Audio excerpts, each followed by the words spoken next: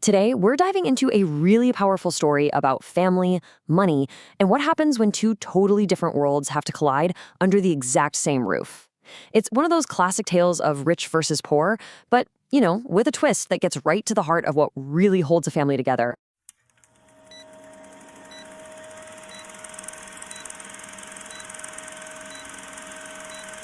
All right, our story kicks off in a single room. And I mean, this one room is the entire world for a family that's really struggling.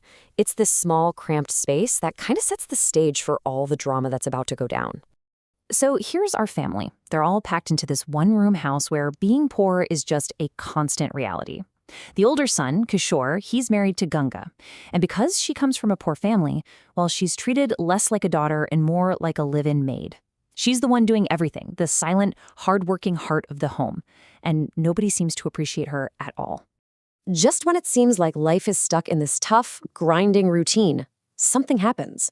An event that's going to completely flip the family's world upside down and really test what they're all about. So one day, the younger son, Vinod, just casually walks in with a huge surprise. He's brought home a bride. Turns out he got married in secret, and the family is, as you can imagine, absolutely furious.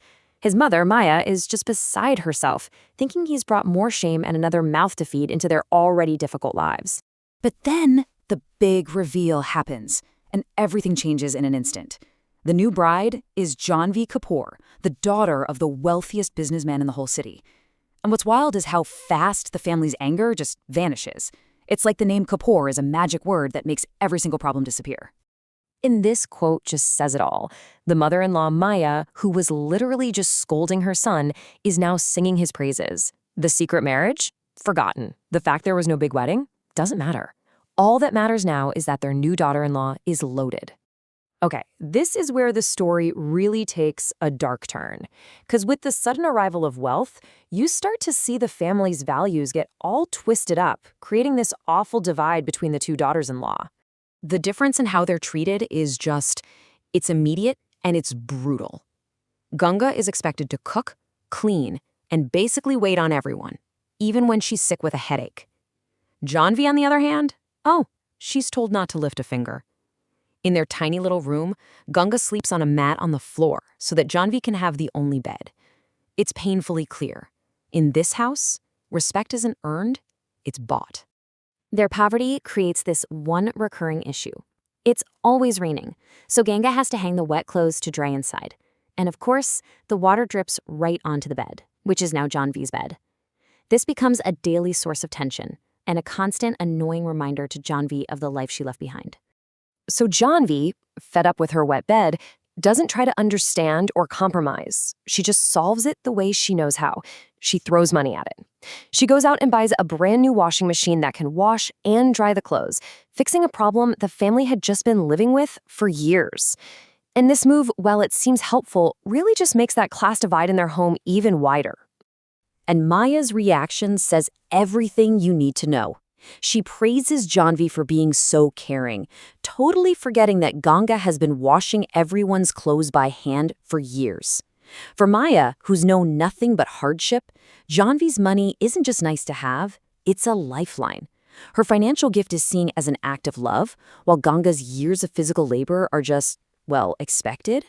But, this kind of imbalance can't last. It's just not sustainable.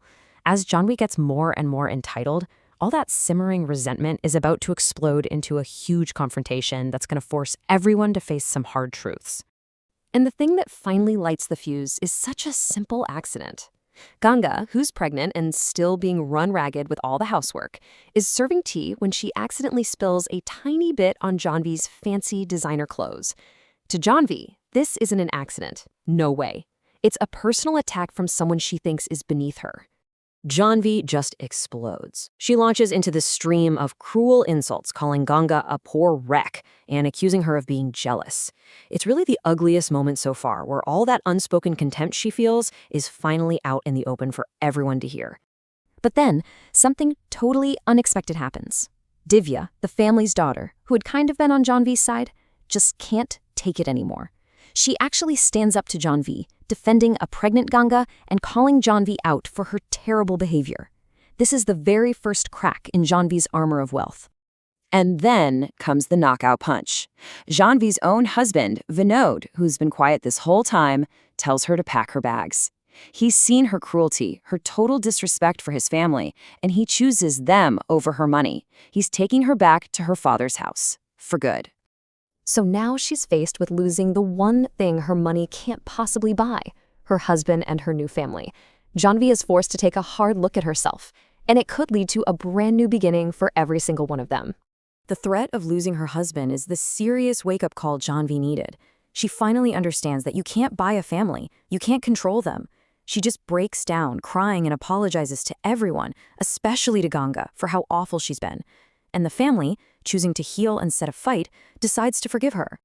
And right as the family starts to heal on the inside, things start getting better on the outside too. The brothers' new business finally turns a profit, giving them enough money to build a second room.